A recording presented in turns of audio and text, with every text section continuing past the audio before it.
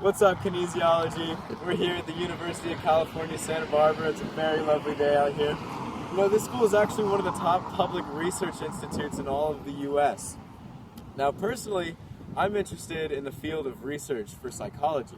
Now, psychology focuses on the mind. It's kind of similar to kinesiology, where there's a focus on both the mind and the body.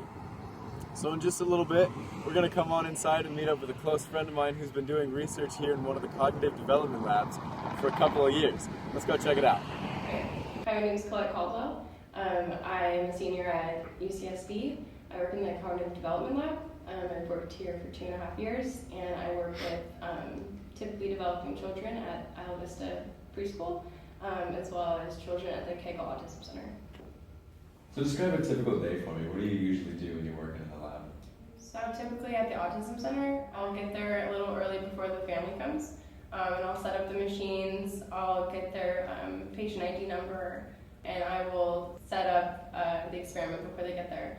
And then I meet them at the front, greet them, hand them consent forms. Usually I know them because children with autism have continuous interventions, so I usually know most of the families. But if I don't, then I show them around and then take them to the back room for an eye tracking study. And right now we're just doing different socialization videos and eye tracking for the children with autism. So how did this type of work interest you? I became interested in cognitive development, and especially in autism after I took a class in autism here. I took it with Dr. Kegel, and he founded the Kegel Autism Center here at UCSB. And he kind of is renowned in the field because he has created pivotal response treatment, and basically it's a new type of intervention that it works with children, and it's actually ditching old traditional ways that people have gone about treating autism, and they do it in a nice way, and it's quite beautiful with the work that they do. And so as soon as I realized what kind of work is going on here at UCSB, I wanted to be actively involved in that kind of research. So what part of this job do you find most satisfying?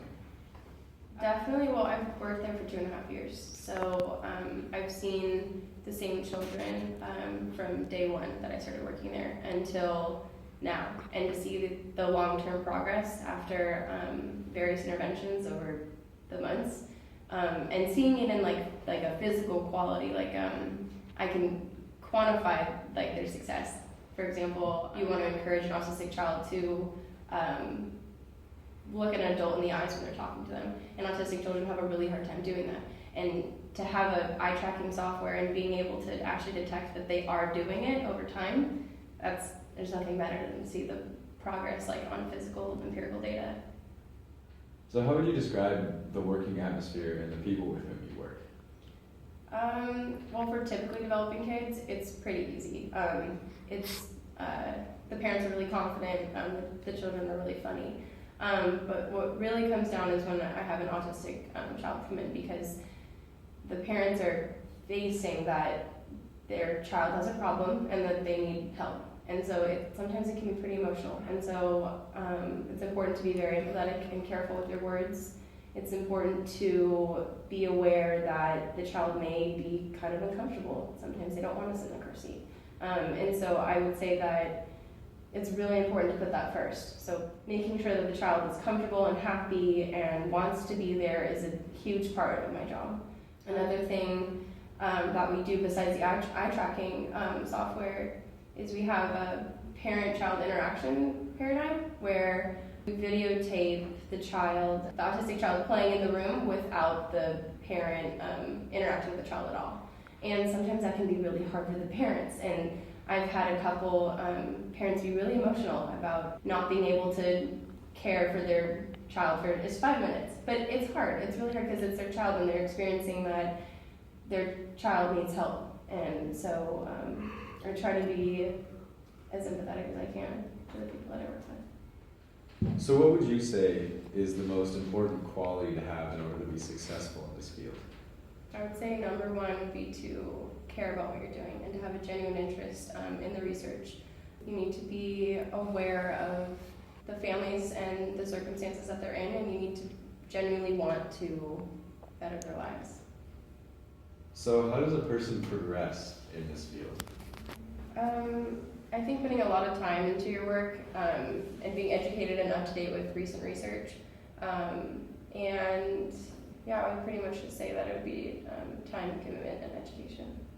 So how well did your college experience prepare you for a job in this field? Well, they're intertwined. So UCSB is a research institution. And so you'll take classes that really line up with the same work that you're doing in the labs. And so, for example, I took a cognitive development class last quarter, which is exactly what the lab I'm in. So you're simultaneously learning about what you're doing the research in, so they kind of go hand in hand and complement each other.